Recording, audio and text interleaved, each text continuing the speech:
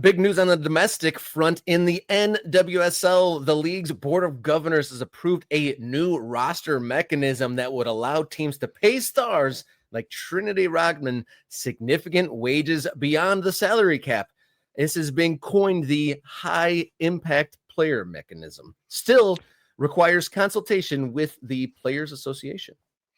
Yeah, there's that, right? So you got the timeline here, Rob, and I got some information on the high impact player rule that they're planning on instituting in order to try to fix this problem with Trinity Rodman and maybe give themselves some flexibility down the line.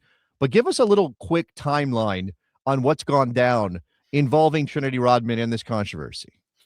So in 2021, after her breakout rookie season, she signed a new record-setting at the time $1.1 million deal for 4 years. So this year, 2025, the last year of her contract, that expires at the end of the month. She had injuries on and off throughout the season, which complicated negotiations a little bit from the reporting. But in the months leading up to the finale of the season and the playoffs, so definitely a major storyline of the playoffs, receiving offers from overseas and then also receiving offers from the USL Women's League. That was a wild development, by the way. The DC Power saying, you can't spend that money? We're an upstart league. People don't think of us as big time. We're going to drop a big offer on Trinity Rodman. That was a wild one. Who was the big player that the Cosmos signed back in the past iteration, like 10 years ago? That was the outsized big name player, the Spanish guy. Raul. They had Raul, right? That kind of reminded me of a Raul sort of thing, just like an outlandishly big name in an upstart kind of grassroots lower league. But so the plot thickened then after those deals. So in the midst of the playoffs, the Washington Spirit, her NWSL team, offers her a contract, kind of backloads it. It was another record-setting contract, but the NWSL rejected it, which forced the Players Association to file an official grievance. Right. So we were in this 2-week negotiation period after the grievance, and that is what has spurred this approval of this high-impact player mechanism. Okay. So a couple things to fill into the gaps there. One of them is that Jessica Berman, or the league, when the reporting initially started through Meg Linehan and some other sources, was that the original contract, that offer, which is backloaded, in which the league claimed was going to violate the salary budget rules. They said it violated the spirit of the rules or something, which is just a funny word to use in light of the team involved here. Yeah, don't you want your teams to be trying to, we're going to fight for the player? It seems like they are by working this contract up. My understanding here, and I'm leaning a little bit on Claire Watkins, who did an incredible video for Just Women's Sports that outlines all of this. Go watch Claire Watkins.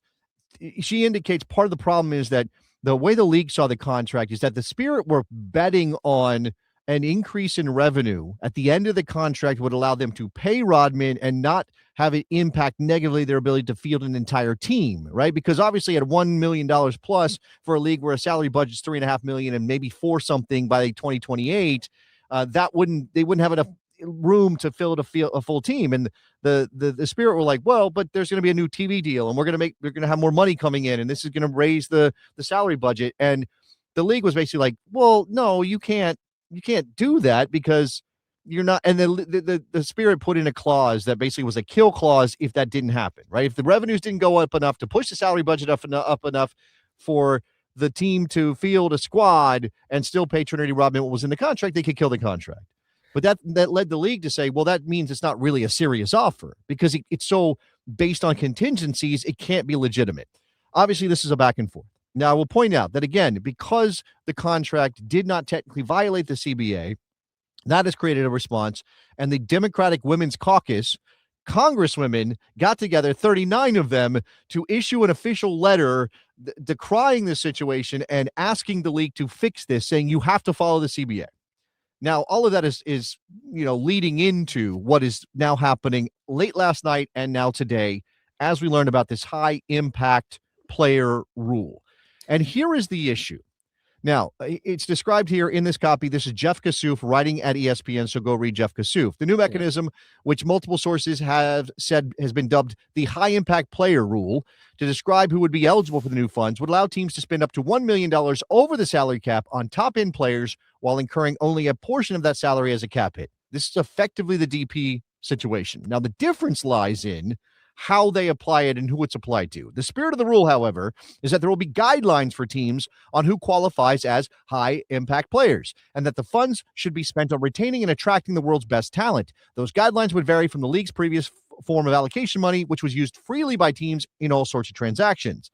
Sources said that a high impact player must meet some requirements from a list of both sporting and commercial benchmarks to be eligible for the funds. We'd like to sign this player and pay her as a high impact player.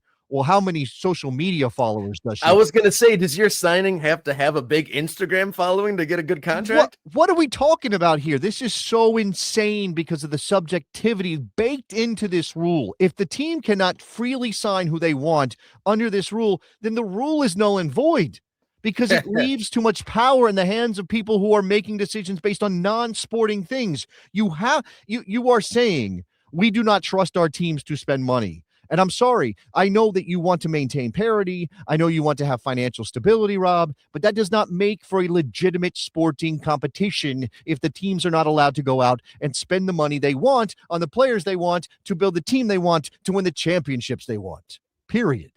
Yeah, you don't want anything like decreeing or denting or chipping away at credibility, and not being able to do this would definitely endanger credibility of the roster building in the league.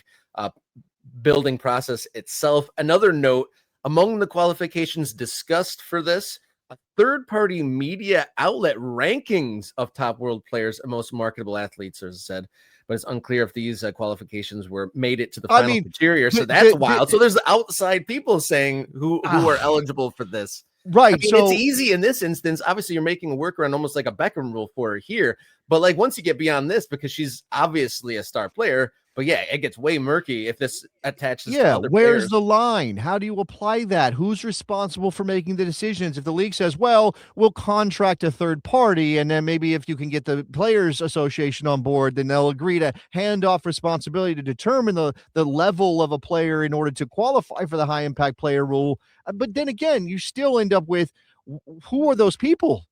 And why do they get to decide for the team? And what metrics matter here? And it's just, look, I understand that sports is marketing, right? And I'll put this up from Chris.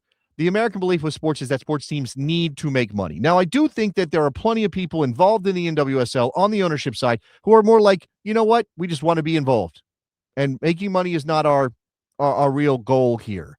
But you obviously have people who do think that they want to make money and are less likely to sign off on let's just spend what we want, or even spend what we want under a certain salary cap hit, or have a rule that allows teams to make their own choices. Because again, I own a team in the league. I'm not going to use this rule, or I don't have any interest in spending above the salary cap, but somebody else does. But their signing is going to impact my business because this is a single entity league and we're all marketing this together and we all have to be pulling the same direction.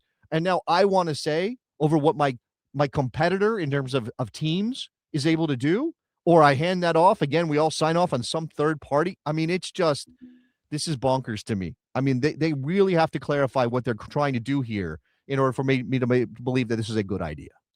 So John Hunt in the comments has a good question, and I want to ask this to you. So not too long ago, in the not too distant past, the main players that made money in NWSL were the women's national team players, and the federation was paying those players to get a higher salary to stay in the league. And so John's asking that this scheme sounds like that. What's worse, the federation paying just a hand-picked group, or this whole proposal? Well, okay, I understood why that was a thing.